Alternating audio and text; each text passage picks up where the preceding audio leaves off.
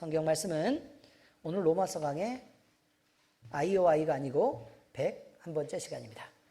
IOI 이렇게 했으면 좀 이렇게 신세대들은 다 반응하는데 다들 할머니 할아버지여가지고 반응을 못하는 거죠. IOI인데.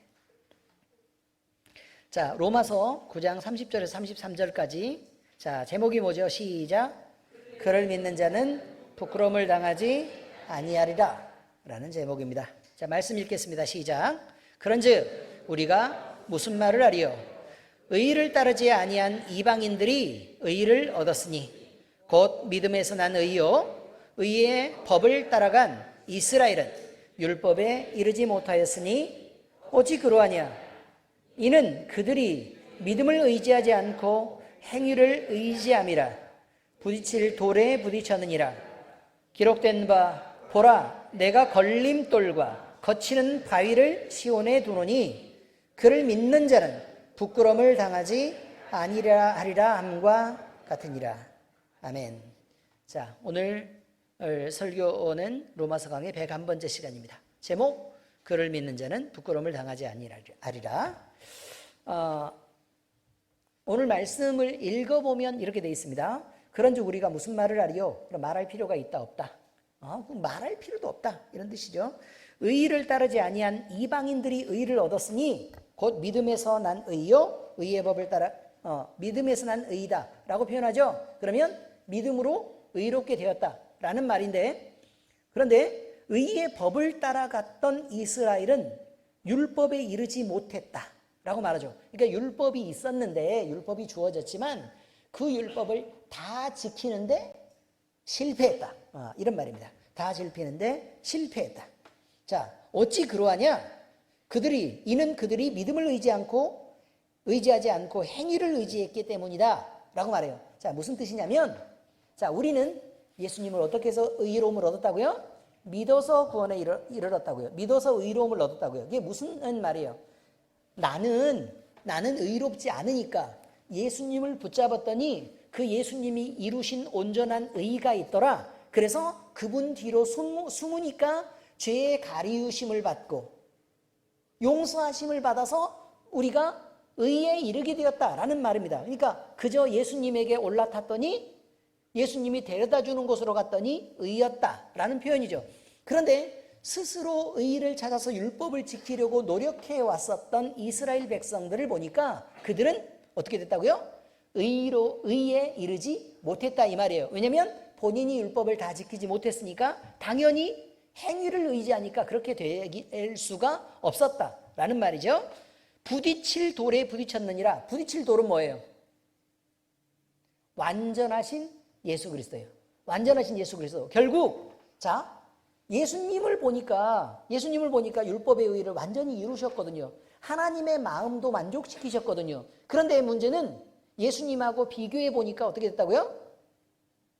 턱도 없이 모자라게 되더라 이런 말입니다. 턱도 없이 모자라게 되더라. 그래서 예수님을 이겨보려고 했는데 결국 부딪혀 보니까 어떻게 됐다고요?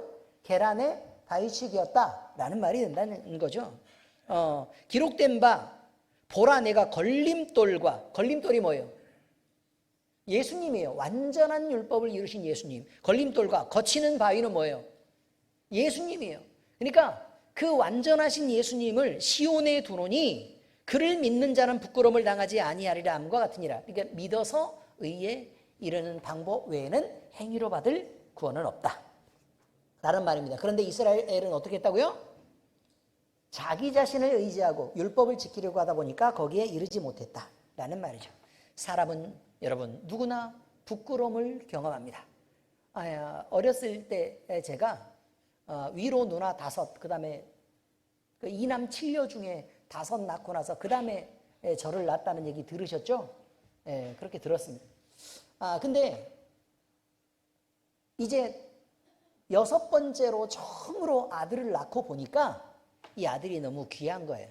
아들이 너무 귀해가지고 사람들 앞에 나 아들 낳았다 라는 거를 그냥 말로 하기에는 조금 불편한 거죠. 그래서 우리 엄마 아버지가 누나들이 입던 치마를 입히고 장을 데리고 갔습니다. 그때 장은요, 우리 초등학교만 해도 그때는 국민학교죠. 우리 국민학교만 해도 본교라 학교가 한 1600명 정도 되는 학교였습니다. 그 어마어마하게 컸어요. 근데 거기는 막 장이 서면 이제 제가 그때 당시에는 초등학교 1학년 때 키가 이제 98cm였으니까 어디서 그렇게 웃음소리가 났죠? 아니 사람이 약함을 고백하면 안타깝게 생각해 줘야 되는데 서울 사람들은 다 저렇게 뭘 인정하는지 모르겠어요. 근데 98cm가 장을 여기서부터 가기 시작하면 걸어도 끝이 없어요. 걸어도 끝이 없어. 그런데 사람들 사이를 비집고 막 음식 구경해야지, 또 뭐 재밌는 거 뭐 봐야지, 옷 입는 것도 봐야지, 신발 가게 들려야지 이러면 너무 바빴다는 거예요. 그 다음에 생선 있지, 뭐 고기 있지, 전 부치지 막 난리가 난 거예요. 그런데 그 사이를 쭉 지나가는데 저를 잡고 우리 어머니가 손을 잡고 쭉 이렇게 가고 있는 겁니다. 그런데 워낙 또 어렸을 때 예쁘게 생겨가지고 뭐야 또 딸이야? 이렇게 물어본단 말이죠. 그러면 몇째인데 이렇게 숫자가 하도 많으니까 여섯 번째 딸이야? 그럼 치마를 입히고 가니까 딸인 줄 알잖아요. 그러면 꼭 거기에서 뭐라고 얘기를 하냐면 봐봐. 뭘 봐요? 보기는.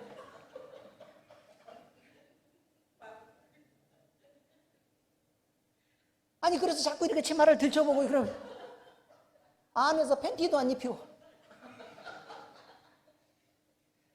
그럼 할머니들이 다 따먹는다고 다 따먹고 그래가지고 제가 부끄러움을 당한다 이래요. 부끄러움을. 그때 당시에 저는 감정도 없는 줄 아십니까? 다 감정이 있어요. 그리고 창피하단 말이에요. 응? 울고 그래도 소용없어요. 왜? 엄마의 자랑이 우선이니까. 그렇지 않습니까? 얼마나 내가 여섯 번째까지 나면서 고통스러운 삶을 살았는데 이제 너로 보상받았다. 그래서 저한테는 효도할 필요도 없다 그랬어요. 왜냐면 태어나는 것 자체가 효도여서 너는 괜찮다. 너는 아무것도 안 해도 돼. 넌 태어날 때부터 효도니까. 라고 얘기했습니다. 그렇지만 잘했습니다. 아니 그냥 부끄러움을 경험한다고 얘기하니까 갑자기 생각나서 드릴 말씀이에요. 뭐 성경 말씀과 대단히 막 은혜가 같이 있고 그런 게 아니고 단지 창피했었다. 그런 얘기죠. 보은이 웃지 마라. 자, 여러분 이런 부끄러움은요 잘못된 선택이나 엉뚱한 행동에서 비롯되기도 합니다. 그런데 때로는 내면 깊은 곳에서 오는 죄의식에서부터 부끄러움이 오기도 합니다. 그러니까 이렇게 편안하게 그냥 이렇게 가면서 내 자존심을 생각하지 않아서 막 이렇게 창피함을 주어서 부끄러움이 생기기도 하지만 근데 실제로는 내 안에 있는 죄가 느껴져서 정말 나를 살펴보니까 이러면 안 됐었는데 그러면서 내가 나 자신에 대해서 창피해서 부끄러움이 생기기도 한다는 것입니다. 성경은 우리에게 진정한 부끄러움의 그 근원이 무엇인지를 얘기하고 해결책에 대해서 이야기합니다. 로마서 9장 30절에서부터 33절까지의 말씀은요. 우리에게 하나님이 어떻게 우리를 구원하시기를 기뻐하셨는가라는 것을 그 구원의 계획을 드러내면서 그를 믿는 자는 부끄러움을 당하지 않으리라 라는 약속을 했는데 그 말의 뜻이 무엇인지 그리고 그 부끄러움을 당하지 않는다는 것 그러면 반대로 부끄러움을 당하지 않는다는 건 영광과 존귀를 받는다는 것인데 그것을 받을 것이라고 약속합니다. 이번 설교에서는요 죄로 인한 부끄러움 그리스도를 믿음으로 얻는 그 영광 그리고 그를 따르는 믿는 자들의 삶의 태도에 대해서 세 가지 소주제를 갖고 말씀을 나눠보려고 하는 것입니다. 여러분 첫 번째는 죄로 인해 인간이 결국 당하게 될 부끄러움에 대한 것입니다. 여러분 인간은요 누구나 죄를 짓습니다. 그런데 죄가요 여러분도 그거 알죠? 내가 혹시나 뭐 하다가 누구한테 막 실수하고 잘못하고 막 이래가지고 그게 막 드러날까봐 조마조마했던 경험이 있으십니까? 그죠? 그리고 나서 나는 막 감추려고 했는데 갑자기 누가 뻥 하고 터뜨리면 내가 그 창피해서 견딜 수가 없죠. 그것이에요. 아담과 하와가 있었습니다. 에덴 동산에 살고 있었죠. 그런데 이들이 하나님을 향하여 죄를 짓고 맙니다. 죄를 지은 목적은 한 개예요. 내가 하나님처럼 된다는 것, 그처럼 높아진다는 것을 듣고 나서 나 그렇게 되고 싶은데 라고 순간 욕심이 생긴 것입니다. 자, 그런데요 에덴 동산에서 죄를 지은 후에 자신들의 벌거벗음을 알고 부끄러워했던 것처럼 모든 인간은 죄의 결과 때문에 부끄러움을 느끼게 되어 있습니다. 죄를 짓고 당당한 사람은 없습니다. 그런데 당당하지 않으니까 더 억지를 부리는 사람은 존재하죠. 부부싸움 해보셨죠? 잘못한 사람이 있고 그냥 마냥 참아주는 사람이 있습니다. 여러분은 아마 잘못한 사람 쪽이 아니라 참아주는 사람 쪽이었을 것입니다. 맞죠? 그리스도이니까. 그죠? 참아주는 쪽입니다. 그런데 아니 부부싸움을 하다 보면 이 인간이 자기가 잘못해놓고 소리를 지르고 막 눈을 부라리고 막 그러면서 막 승질을 내면서 억지를 부리는 거 그런 경험 한 적 있으세요? 없어요? 장로님 왜 그러셨어요? 아, 장로님도 그렇다고 인정을 하네요. 그럼 장로님은 그런 적 당한 적 있어요? 없어요? 권사님은 또 왜 그러셨어요? 서로 그런 거죠. 사람은 누구나 그렇다는 것입니다. 자기가 죄를 지으면요, 자기가 잘못하면 그 억지를 부려서라도 그 순간을 모면하고 싶어하는 생각이 있습니다. 그런데 여러분, 이 죄가 인간의 마음속 깊은 곳에 자리 잡아서 하나님 앞에 나갈 수 없게 만든 큰 장벽이 되었습니다. 지금 문제는요, 우리가 죄를 지은 것은 둘째치고 하나님 앞에 나가지 못하게 됐다는 뜻을 우리는 잘 이해하지 못하기 때문에 우리가 당하는 부끄러움에 대한 정체를 잘 모르는 것입니다. 여러분, 소설 홍길동전이 있습니다. 다 아시죠? 홍길동전이 있습니다. 그 홍길동전의 주인공인 홍길동은 서자로 태어납니다. 그래서 아버지를 아버지라고 부르지 못하는 아들이었습니다. 그러니까 그가 아들의 영광을 잃어버렸다는 것입니다. 그러면 이것이 가장 큰 부끄러움이 되지 않겠냐라고 얘기합니다. 다시 말하면요, 시장에 나갔어요. 사람들이 다 얘기하죠. 저놈은 서자야. 그래서 아들 대우도 못 받는 놈이야 라는 걸로 사람들이 손가락질할 때 그때 느끼는 창피함이라는 게 있다는 거예요. 뭘 하나 잘못해가지고 하는 창피함이 아니라 그냥 정체성 자체가 의심을 받고 또 문제가 있는 아이의 그런 신분이라고 여겨지는 것 자체가 문제가 생기는 것입니다. 로마서 3장 23절에 그렇게 말합니다. 함께 읽겠습니다. 시작. 모든 사람이 죄를 범하였음에 하나님의 영광에 이르지 못하더니 결국 영광이신 하나님 앞에 나갈 수 없게 됐다는 것입니다. 뭐 때문에요? 죄 때문에요. 그래서 아들인 것도 부인당하는, 그래서 하나님 앞에 나갈 수도 없고 아들인 것도 부인당하는 그런 상황을 만나게 됐다는 것입니다. 그래서 죄를 지어서 당하는 이 부끄러움보다 더 큰 부끄러움을 당하게 됐다는 것입니다. 죄는 행위에 대한 벌이 크고 무거운 것은 사실입니다. 행위에 따라서 벌을 받겠죠. 그렇지만 벌 받고 나면 그건 또 괜찮습니다. 그런데 아이의 신분이 그렇다고 여겨지는 것은 그걸 벗을 방법이 없어서 고통스러웠던 것입니다. 그런데 우리가 죄인이라고 여겨져서 하나님 앞에 나가지도 못하고 하나님의 얼굴을 볼 수도 없는 이것은 정체성에 대한 문제, 우리의 아이덴티티, 그 다음에 존재 자체에 대한 의미, 내가 왜 존재해야 되는 것도 이유를 모르게 되는 것입니다. 그래서 내가 너를 도무지 알지 못한다는 말을 듣게 될 때 느끼는 그 창피하고 그 부끄러움, 그 수치와는 비교할 수 없고 말로 다 할 수가 없다는 것입니다. 여러분, 부모님 앞에 나갔는데 그 부모가 나를 전혀 모른 척하고 외면하고 버렸다고 생각을 한번 해보시란 말입니다. 그것보다 더한 부끄러움이 있겠습니까? 마태복음 23장 23절 같이 읽겠습니다. 시작. 그때에 내가 그들에게 밝히 말하되 내가 너희를 도무지 알지 못하니 불법을 행하는 자들아 내게서 떠나가라 하리라. 아니, 하나님이 만드셨는데 자식인데 자식이라고 여기지 못하는 상황, 그 버려지는 상황에 처했다는 거예요. 주님께 아심을 인정받지 못하는 이들은 결국 슬피 울며 이를 갈게 된다는 것입니다. 자, 마태복음 22장 13절입니다. 시작. 임금이 사환들에게 말하되 그 손발을 묶어 바깥 어두운 데 내던지라. 거기서 슬피 울며 이를 갈게 되리라 하니라. 여러분, 이거예요. 우리는 자식이라고 생각하고 있는데 하나님은 우리를 외면하는 상황이 된다고 생각하면 우리는 얼마나 창피한 일이냐라는 것입니다. 하나님이 이처럼 죄인을 멀리하시는 이유는 죄와 하나님이 속성상 함께 존재할 수 없기 때문에 그렇습니다. 여러분, 태양이 밝게 빛나고 있죠? 태양편에서 볼 때 그늘이 보이겠습니까? 안 보이겠습니까? 안 보입니다. 태양의 뒤편만 그늘이 있는 것입니다. 그러므로 빛이신 하나님이 있습니다. 그 하나님과 죄는 반대편에 있는 것이어서 죄는 하나님을 보고 살 수가 없습니다. 그러니까 죄가 있는 곳은 하나님으로부터 가려진 곳이고 감춰진 곳이라 이런 말입니다. 죄가 하나님과 우리 사이를 갈라놓았고 죄가 있는 한 하나님과 우리는 영원히 멀리 있을 수밖에 없기 때문에 하나님이 죄인을 멀리하시며 외면하시는 것은 너무나도 당연한 이치인 것입니다. 태양의 반대편에 그늘이 있는 것과 마찬가지입니다. 그 그림자는 태양의 뒤편만 존재하는 것입니다. 이사야서 59장 2절입니다. 시작. 오직 너희 죄악이 너희와 너희 하나님 사이를 갈라놓았고 너희 죄가 그의 얼굴을 가려서 너희에게서 듣지 않으시게 함이니라. 분명히 성경에 이렇게 기록된 것입니다. 이처럼 죄는 우리와 하나님 사이를 멀어지게 하고 진정한 부끄러움, 다시 말해서 자식이 자식이라고 인정받지 못하는, 또 아버지를 아버지라고 부르지 못하는 그런 부끄러움의 원인이 되는 것이 바로 죄라는 것입니다. 두 번째 이야기입니다. 예수 그리스도를 믿음으로 얻는 영광과 존귀입니다. 그러나 감사하게도요, 하나님은 우리에게 하나님을 만날 수 있는 구원의 길을 마련해 주셨습니다. 그것은 바로 예수 그리스도를 믿는 믿음을 통해 이루어집니다. 썩 어렵지 않습니다, 여러분. 믿으면 됩니다. 예수 그리스도를 주로 시인하고 그냥 그를 따라가면 되는 것입니다. 아주 간단한 일입니다.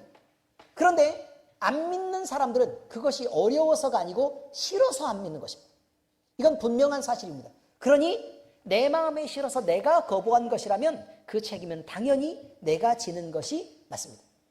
그리스도께서는 우리의 모든 죄를 짊어지시고 십자가에 죽으심으로 우리에게 자유를 주셨고 영광을 약속하셨습니다. 그의 사랑을 믿고 받아들이는 자는 더 이상 죄로 인한 부끄러움을 느끼지 않게 될 수 있다는 것입니다. 로마서 8장 1절에서는 성경은 그리스도 예수 안에 있는 자에게는 결코 정죄함이 없다고 말하면서 이것이 가능해진 이유가 무엇이냐? 예수 그리스도께서 그 죄, 다시 말해서 우리 죄의 문제를 해결하셨기 때문이라고 말합니다. 이것은 과거형입니다. 과거형. 이미 끝났다는 것입니다. 자, 로마서 8장 1, 2절입니다. 시작. 그러므로 이제 그리스도 예수 안에 있는 자에게는 결코 정죄함이 없나니 이는 그리스도 예수 안에 있는 생명의 성령의 법이 죄와 사망의 법에서 너를 해방하였음이니라. 하였음이니라. 이미 끝난 일입니다. 여러분 축하드립니다. 네, 우리는 이 놀라운 선언을 듣고 아니 세상에 우리가 평생 살아서 갚아도 해결할 수 없는 이 죄의 문제를 그냥 단지 그냥 교회에 나와서 그냥 예수님을 믿기만 하면 끝난다고? 이것이 안 믿어질 수 있죠. 너무 수월하고 쉬운 것이기 때문에 이것이 과연 사실인지, 그리고 이 큰 은혜가 과연 나 같은 사람에게도 적용될 수 있는 사실인지를 의심하지 않을 수 없다는 것입니다. 그런데 성경은 일관되게 한 군데서만 그 얘기한 게 아니라 일관되게 죄의 문제에 대해서 오직 예수 그리스도를 통해서만 해결될 수 있고 그 방법은 그를 믿는 것뿐이라고만 증거하고 있습니다. 자, 요한복음 3장 16절 같이 읽겠습니다. 시작. 하나님이 세상을 이처럼 사랑하사 독생자를 주셨으니 이는 그를 믿는 자마다 멸망하지 않고 영생을 얻게 하려 하심이라. 그리고 하나님이 이렇게 하신 이유도 분명히 적어 놓았습니다. 그의 피조물인 인간을 사랑하셔서 구원하시는 것이 하나님의 마음에 합한 일이다. 하나님이 즐겁고 행복한 일이다. 그것이 하나님께 영광되는 일이다. 그것이 하나님의 뜻이기 때문이다 라고 분명히 얘기하고 있습니다. 요한복음 3장 17절입니다. 요한복음 3장 16절에 바로 다음에 나와 있는 내용입니다. 왜 그러셨느냐? 시작. 하나님이 그 아들을 세상에 보내신 것은 세상을 심판하려 하심이 아니요 그로 말미암아 세상이 구원을 받게 하려 하심이라. 그렇습니다. 하나님은 우리를 구원하시려고 하는 하나님이시지 우리를 멸망시키려 하는 하나님이 아니란 말입니다. 우리를 종 삼으려고 우리를 부르신 게 아닙니다. 자유를 주시려고 하신 것입니다. 우리에게 일시키려고 부르신 게 아닙니다. 우리에게 자녀의 존귀함을 주려고 하신 것입니다. 우리를 용서하시고 회복하신 이유가 무엇입니까? 그것은요, 아버지를 아버지라고 부르지 못하고 또 자식이면서도 그 자식의 권세도 영광도 없이 살아가는 우리가 불쌍해서 그저 우리를 건져내셔서 존귀의 옷을 입히고 깨끗하게 씻기고 회복시켜 주려고 하는 그것이 이 하나님의 뜻이기 때문에 그렇습니다. 이 좋은 하나님이 우리를 부르셨다는 것입니다. 그러므로 우리는 겸손히 예수님을 우리의 구주로 받아들여야 됩니다. 예수님을 믿는 믿음은 부끄러움을 영광으로, 절망을 희망으로 바꾸어주는 위대한 전환점이기 때문에 그렇습니다. 여러분, 이제 말씀을 적용하겠습니다. 그럼 이 은혜를 받은 자들이 어떤 삶의 태도를 가져야 할 것인가라는 것이죠. 마지막으로 이 놀라운 은혜를 받은 우리는 어떤 삶의 태도를 가져야 맞습니까? 우리는 그리스도가 우리에게 주신 은혜를 마음속 깊이 새기며 그의 가르침을 삶으로 실천해 나가는 것이 맞습니다. 이는 다른 이들에게 그리스도의 사랑을 전하는 것도 맞고 겸손한 사랑의 태도로 봉사하는 삶을 또 섬기는 삶을 살아내는 것이 맞다는 것입니다. 그저 내가 중심이고 내가 우선하는 삶보다 하나님이 우선이고 하나님이 중심이 되고 또 널리 사람들을 두루 사랑하는 그 일을 우리가 해야 된다는 것이죠. 그러기 위해 우리는 먼저 겸손한 태도로 나는 먼저 낮추고 다른 이들을 높이는 연습을 하는 게 필요합니다. 나는 어떻게 하라고요? 낮추기로 하자. 남들은 어떻게 하자? 높이기로 하자. 내가 소중하게 생각하는 것들은 조금 내려놓기로 하자. 남이 소중한 것들을 좀 존중하기로 하자. 라는 것을 먼저 삶의 태도로 가져야 된다는 것입니다. 빌립보서 2장 3, 4절 같이 읽겠습니다. 시작. 아무 일에든지 다툼이나 허용으로 하지 말고 오직 겸손한 마음으로 각각 자기보다 남을 낮게 여기고 각각 자기 일을 돌볼 뿐더러 또한 각각 다른 사람의 일을 돌보아 나의 기쁨을 충만하게 하라. 자, 거꾸로 읽습니다. 나의 기쁨을 어떻게 하라고요? 충만하게 해라. 어떻게 하라고요? 아니 다른 사람의 일을 돌보아 라는 것만 생각하지 마시고 그 앞에 먼저인 게 있어요. 먼저는 뭐예요? 자기 일을 똑바로 하는 게 필요하다. 그렇죠. 자기 일을 똑바로 하는 게 필요하다. 맨날 집구석에서는 다 늘어놓고 청소도 안 하고 먼지 투성이고 설거지도 하나도 안 하고 집에서는 애들 밥도 안 차려주고 맨날 밖으로만 돌면서 교회에 와가지고는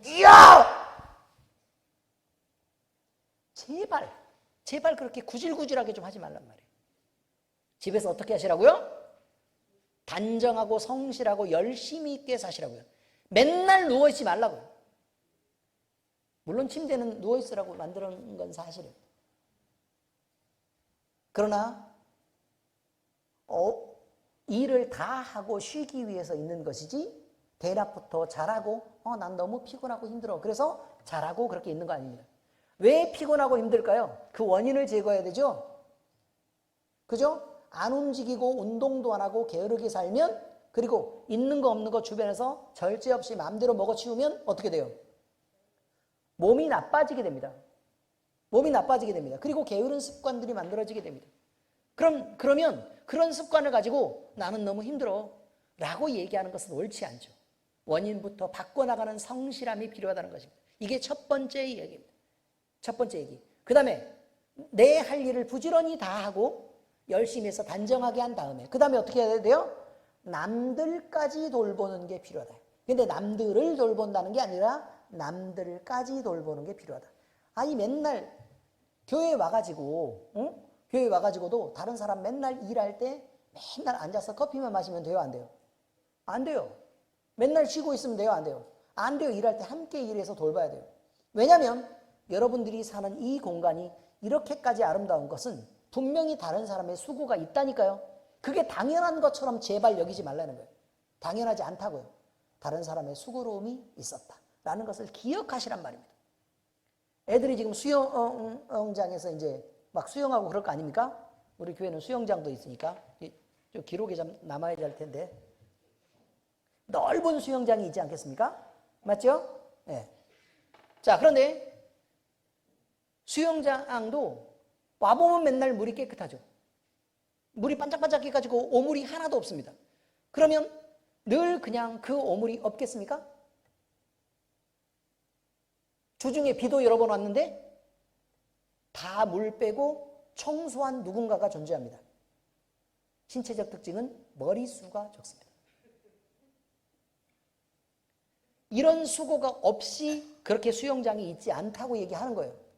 바닥이 맨날 깨끗하게 반짝반짝 빛나죠?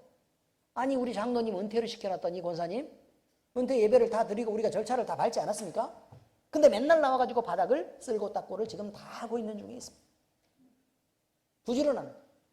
그 다음에 여러분 현관 나가가지고 홀이나 아니면 화장실 맨날 깨끗하죠? 그래요 안 그래요? 그렇죠? 응? 또 우리 장로님이 또 와가지고 또 의자 올려놓고 바닥을 물걸레로 막 이렇게 바닥을 맨날 이렇게 청소하고 있습니다. 전 바닥에 음식 떨어지면 다 주워 먹습니다. 왜냐면 장로님이 목사님이 이렇게 구질구질하니까 음식 떨어뜨려도 맨날 주워 먹으니까 이렇게 깨끗이 닦는다 이렇게 싶어서 맨날 그렇게 하고 있습니다. 그리고 우리 시골에서는 흙에 떨어지면 다 주워 먹었어요. 김혜진이나 되니까 안 주워 먹지. 자 여러분 바로 이런 것입니다. 수고로움. 오늘 아침에 오니까 막 이렇게 좀 매트 위에다가 막 개똥 싸놓고 다 이렇게 아니 개가 난리가 났어요. 응? 개 엄마는 뭐 하는지 몰라요. 여기저기 다 똥 싸고 그랬는데 아니 보니까 개똥이 하나도 없습니다. 여러분 개똥 있는 거 못 봤죠? 왜 못 봤을까요?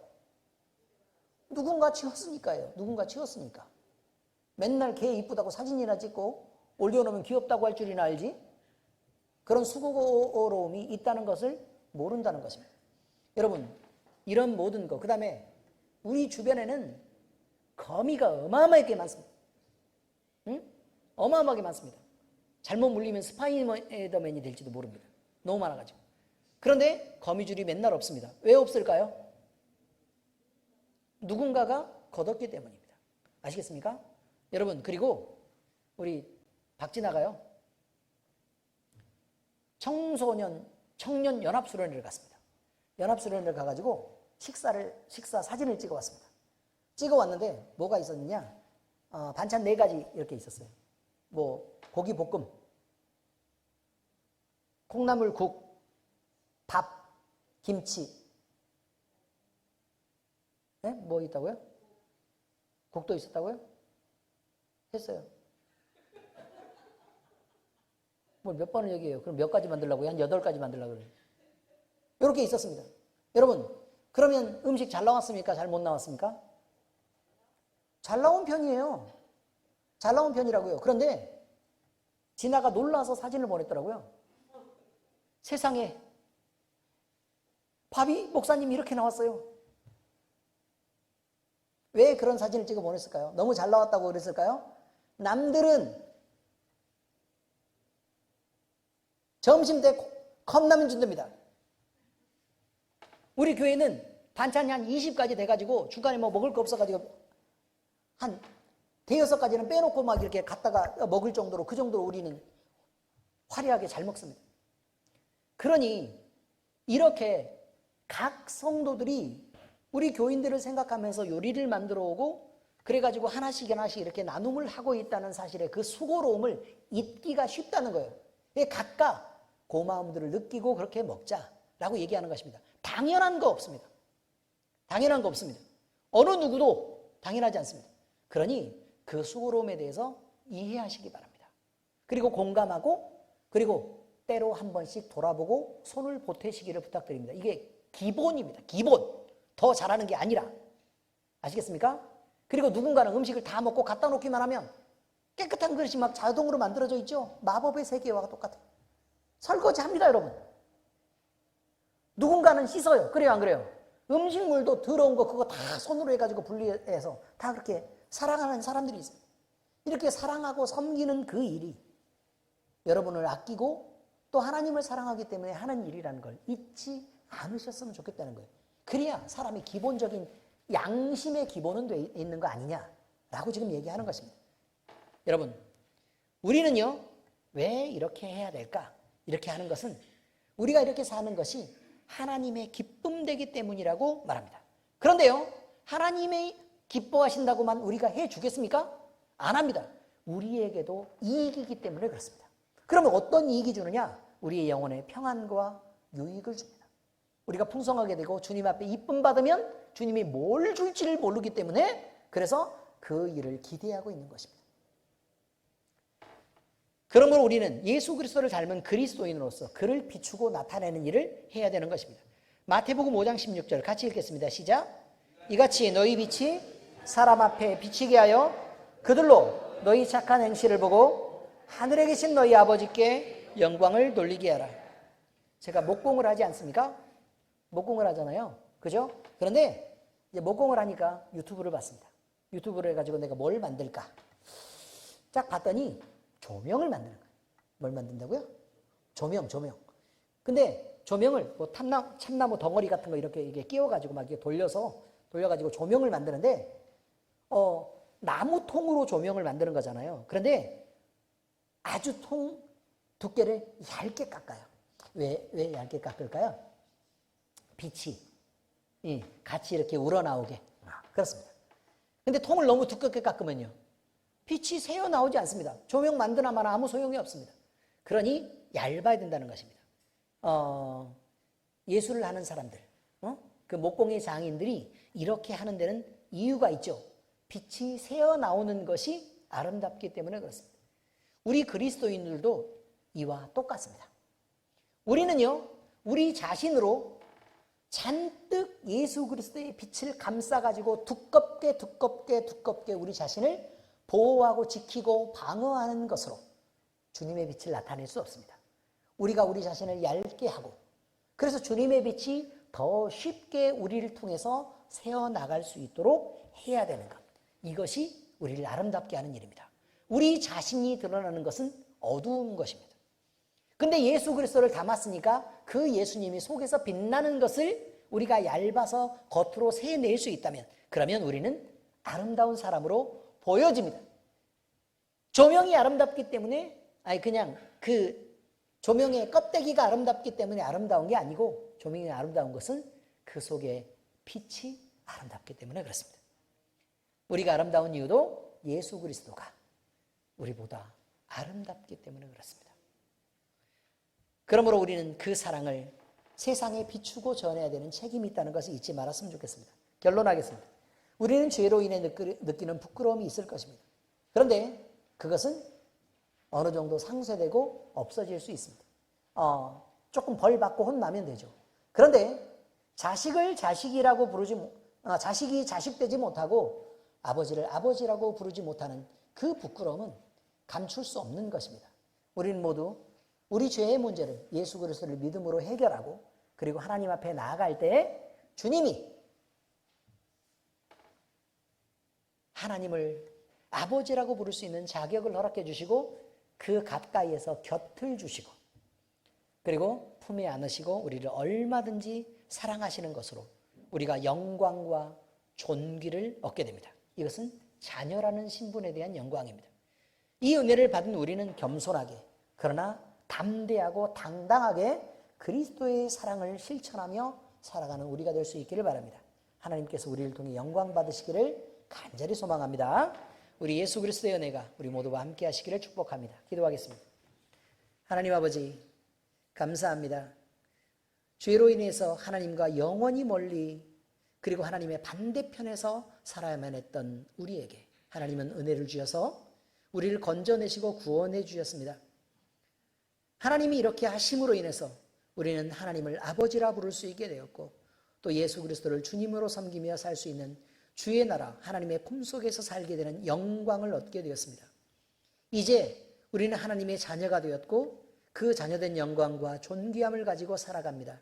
아버지 하나님, 이 큰 은혜와 사랑의 복음을 우리가 마음껏 전하게 하시고, 또 우리의 삶을 통해서 이 사랑을 실천하는 삶을 살아낼 수 있도록 주께서 인도하여 주시옵소서. 우리를 통해 주님이 영광 받으시고, 또 우리를 통해 전해지는 이 복음을 통해 김포 이 지역에 있는 많은 사람들이 구원을 얻어서 하나님 앞에 함께 영광 돌리는 날이 어서 오게 하시옵소서. 살아계신 우리 주 예수 그리스도의 이름으로 감사하며 기도합니다. 아멘.